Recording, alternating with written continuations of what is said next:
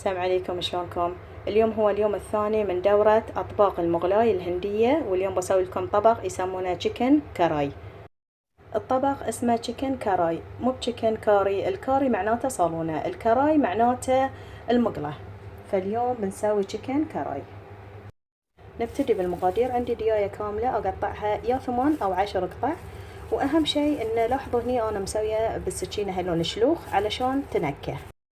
بحتاج إلى ملة روب، وبحتاج إلى نص كوب من الكزبرة الخضراء، وبحتاج إلى ملعقة طعام من الزبدة ونص كوب من الزيت.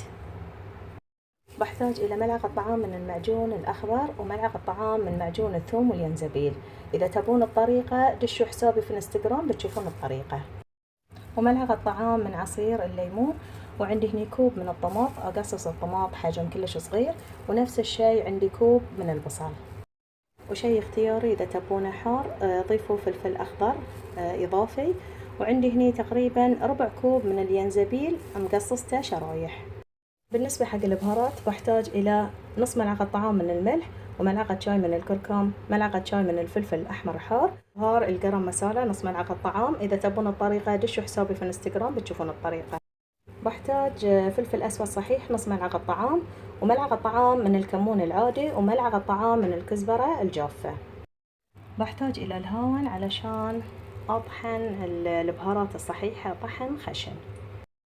هذه كل مقاديرنا. نبتدي الحين بالطريقة. أول شيء هني أنا عندي مقلة، حطيت الكمون مع الكزبرة بس شوي أحركه لما تطلع الريحة.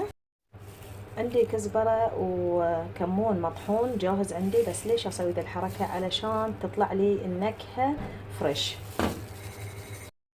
حطيت الفلفل الأسود في الهاون، بضيف عليه الحين الكزبرة مع الكمون، بس أطحن طحن خشن.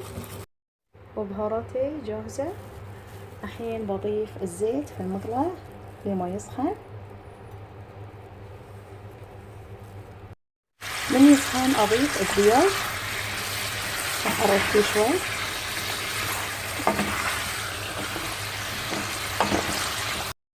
أضيف عليه معجون الثوم والينزبيل، وأضيف البصل مع الطماط.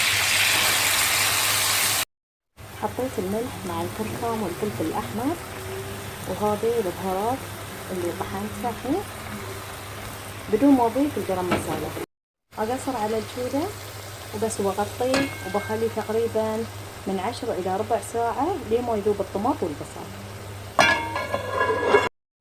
وهذه شكله عقب ربع ساعة تقريبا البصل مع الطماط كله ذوب. الحين بضيف معجون الأخضر.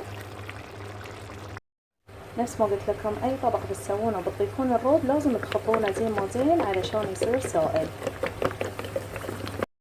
الحين بضيف عليه الروب،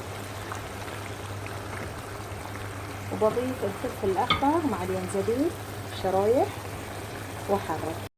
الحين بضيف عصير ليمون، وبضيف بهار القرم مسالة، وبقصر على الشولة وبخليه. قصرت على الشولة بخليه الحين يطبخ تقريبا من 10 إلى 20 دقيقة لما ينضج دياي عندي. بس طبقنا حق اليوم بيكون جاهز. وهذه طبقنا جاهز، بس أزين من فوق شوي من الكزبرة. وهاي كان طبقنا حق اليوم تشيكن كاراي. شفتوا الطريقة شلون سهلة ومقاديرها سهلة؟ يلا جربوا وإن شاء الله يعجبكم.